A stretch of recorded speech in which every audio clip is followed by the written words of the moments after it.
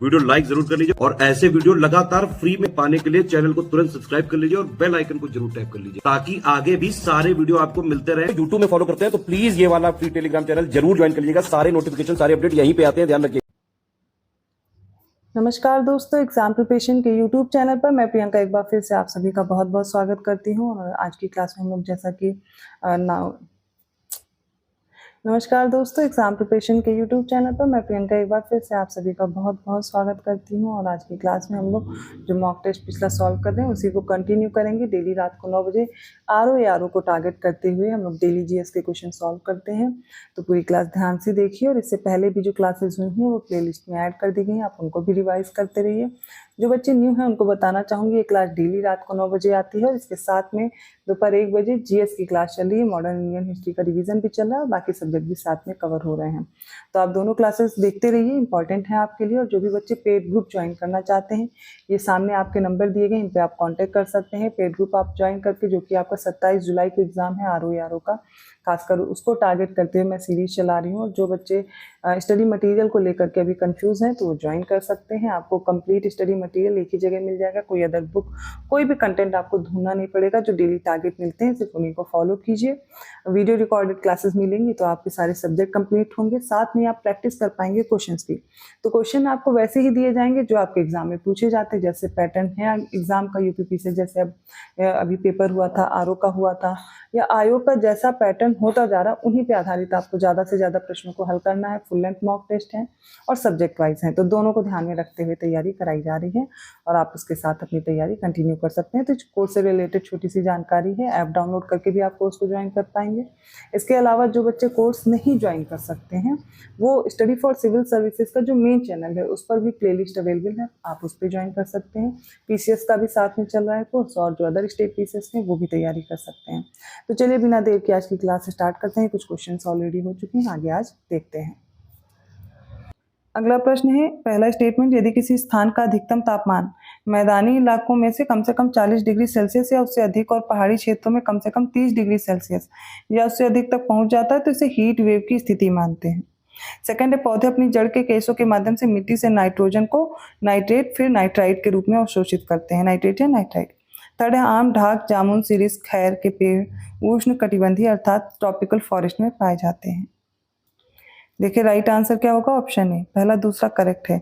ये जो मैंगो है, ढाक है, जामुन है, शिरिस है, खैर है, ये सब कहाँ पाए जाते हैं, उपोष्ण कटिबंधीय वन में पाए जाते हैं।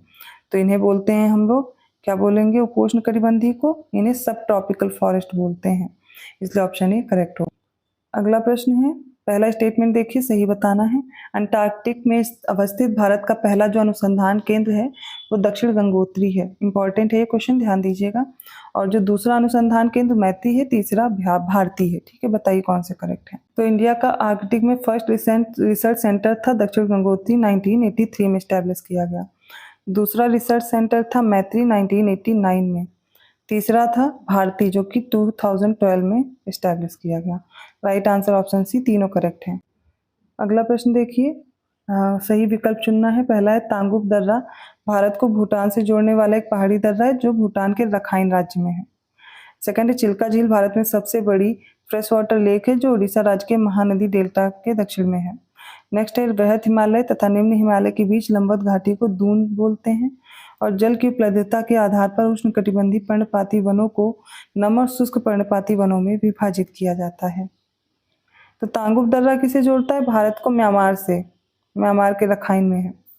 चिल्का लेक से संबंधित कथन आपको सही दिया गया है, ठीक है। और वृहद हिमालय, देखिए दून किसके बीच है, निम्न हिमालय और शिवालिक के बीच, मिडिल हिमालय और शिवालिक के बीच, ये भी गलत है, चौथा करेक्ट है। 2 और 4 बी में दिया गया, ऑप्शन बी करेक्ट है। अगले प्रश्न पर ध्यान दीजिए, सही उत्तर बताएंगे। पहला, अवसादों से बनी सैलें जिनकी संरचना आमतौर पर परतदार होती है उन्हें अवसादी या सेडिमेंट्री रॉक्स बोलते हैं। वेगनर के अनुसार जो महाद्वीपीय स्थापन के 2 कारण हैं, ध्रुवीय और ध्रुवीय फ्लिंग बल तथा ज्वारीय बल। नेक्स्ट है, नदियों द्वारा बहाकर लाई गई महीन गाद या शिला कड़ों की वाली जो कॉप या जलोढ़ मिट्टी इसके निक्षेप से बना समतल भूभाग डेल्टा मैदान कहलाता है।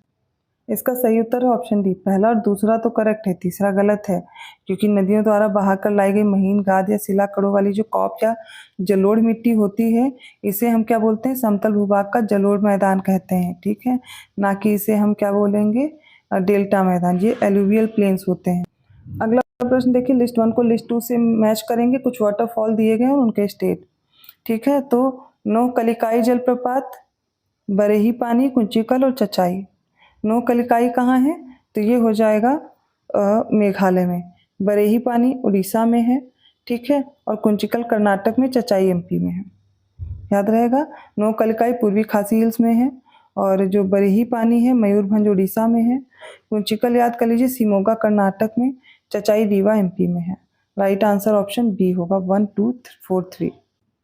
अगला प्रश्न देखिए, सही विकल्प चुनना है। तो वायुमंडल की सबसे ऊपरी परत को क्या बोलते हैं, क्षोभ मंडल। गलत हो जाएगा, सबसे ऊपरी अपर मोस्ट लेयर कौन सी है, एक्सोस्फीयर है, बहिर्मंडल है। हल्की गैसें जैसे हीलियम और हाइड्रोजन है, ये एक्सोस्फीयर में तैरती रहती हैं, और अंतरिक्ष में प्रवेश करने वाला जो उल्का पिंड है वो मेसोस्फीयर में मध्यमंडल में आने पर वो जलने लगता है। तो 2 और 3 करेक्ट है, ऑप्शन बी सही होगा।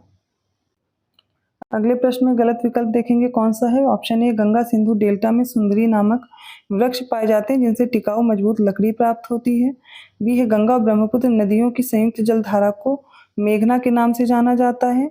सी है, तमिलनाडु, आंध्र प्रदेश और केरल की लाल लेटेराइट मृदाएं काजू की फसल के लिए अत्यधिक उपयुक्त हैं, या फिर इनमें से कोई नहीं। इसमें से जो गलत है वो ऑप्शन ए है। गंगा ब्रह्मपुत्र जो डेल्टा है, ये सुंदरी नामक यहाँ पर वृक्ष मिलेंगे। सुंदरबन डेल्टा आप जानते हैं, टिकाऊ मजबूत लकड़ी होती है, मैंग्रोव्स होते हैं। तो ये गंगा सिंधु का डेल्टा कहाँ जाएगा, ये तो गंगा ब्रह्मपुत्र डेल्टा होगा। 128 क्वेश्चन है, ऑप्शन ए है, तीस्ता नदी जल विवाद भारत और बांग्लादेश के मध्य, गलत बताना है, ठीक है।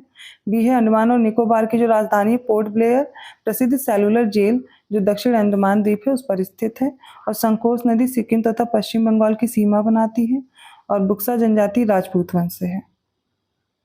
तो ये जो संकोच नदी है असम और पश्चिम बंगाल की सीमा बनाती है, ना कि सिक्किम के साथ।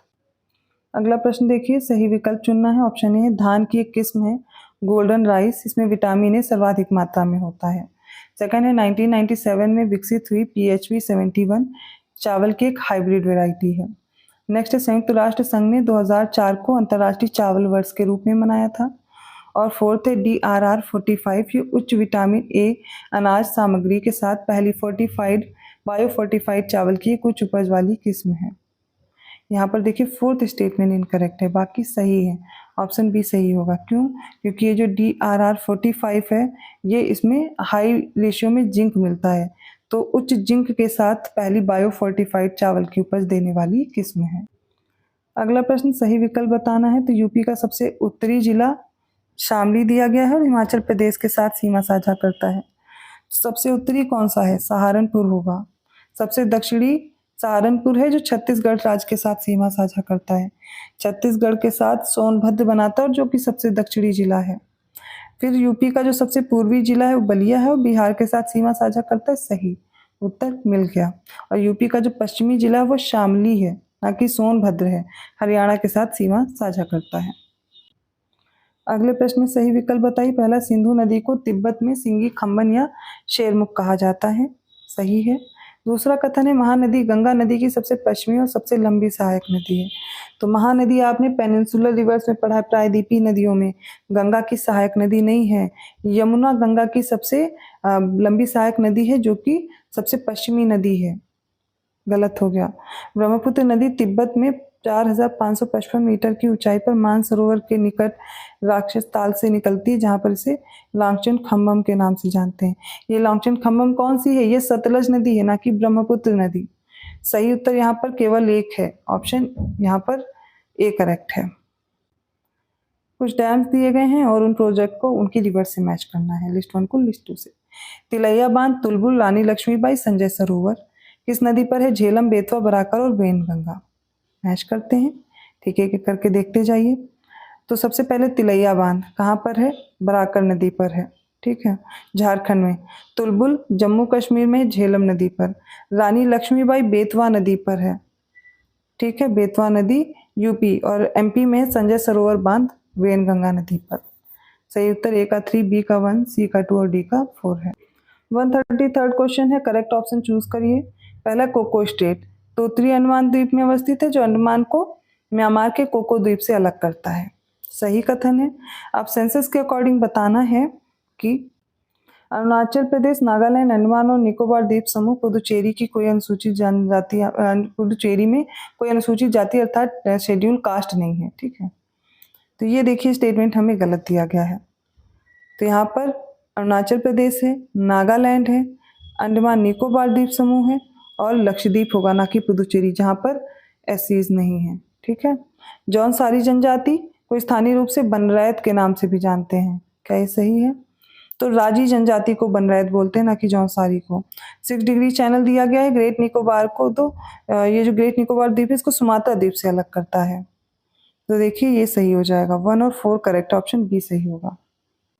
134th क्वेश्चन है, इनकरेक्ट ऑप्शन चूज करना है। ऑप्शन ए देखिए क्या है, पूर्व की ओर बहने वाली अधिकांश नदियां बे ऑफ बंगाल में गिरने से पहले डेल्टा बनाती हैं। सही हो जाएगा।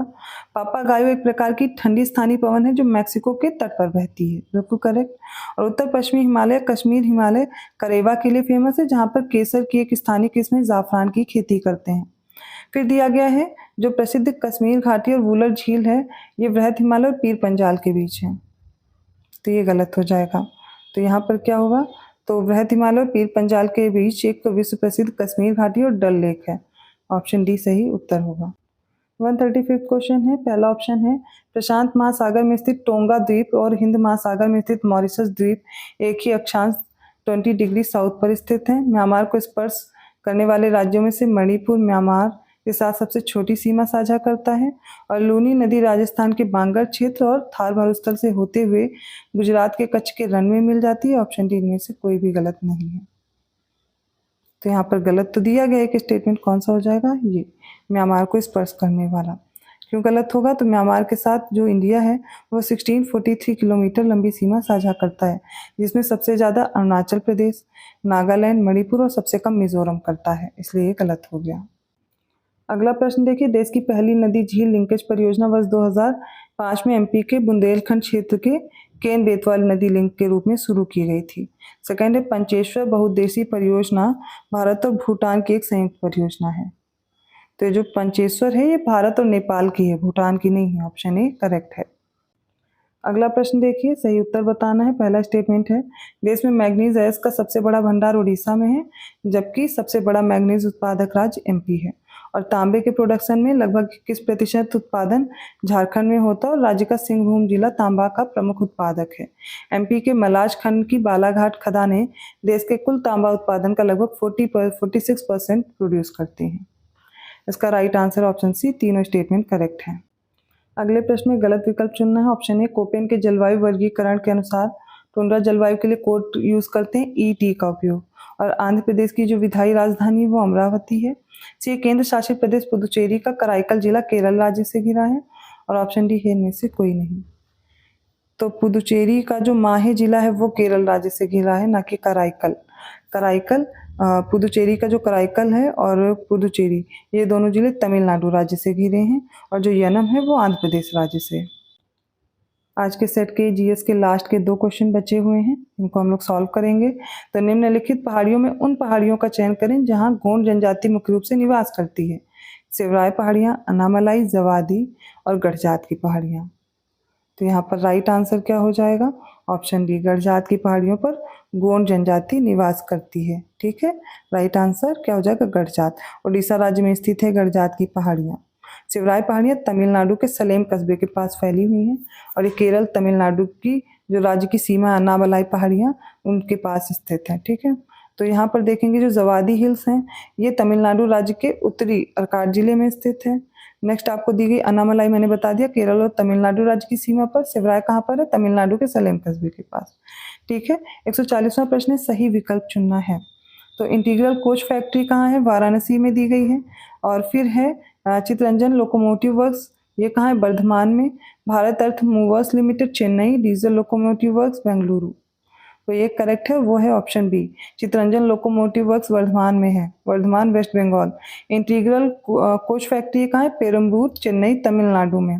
ठीक है, चेन्नई कर लीजिए। Bharat earth movers limited Bengaluru Karnataka में है और diesel locomotive works Varanasi UP में है। तो ये आज के क्वेश्चन कंप्लीट हुए। आई होप आपको समझ में आए होंगे। किसी भी क्वेश्चन में डाउट है तो प्लीज क्वेश्चन नंबर के साथ आप कमेंट कीजिए, मैं उसको अगली क्लास में इंक्लूड कर लूंगी या फिर आपको कमेंट के जरिए से उसका आंसर मिल जाएगा। वीडियो अच्छा लगा तो प्लीज लाइक करना मत भूलिए, चैनल को सब्सक्राइब कर लीजिए अभी तक नहीं किया है, और कोशिश कीजिए अगर आप जो क्वेश्चन सॉल्व कर रहे हैं उसको पॉज करके वीडियो अपने आंसर भी देखिए कि आपका क्या स्कोर बन रहा है। वीडियो हेल्पफुल रहा तो चैनल को जरूर सब्सक्राइब कर लीजिएगा, आगे भी आपको वीडियोस के नोटिफिकेशन आसानी से फिर मिलते रहेंगे बेल आइकन प्रेस करने पर। और ये जो जितने भी टेस्ट है वो मैंने प्लेलिस्ट में ऐड कर दिए हैं, आप उनको देखते रहिए, ठीक है। आएगी अदर कोई इन्फॉर्मेशन कोर्स से रिलेटेड अदर कोर्स की भी उन्हीं नंबर्स पे मिलेगी। मैं मिलती हूँ ऐसे ही मॉक टेस्ट के साथ अगली क्लास में, तब तक के लिए धन्यवाद।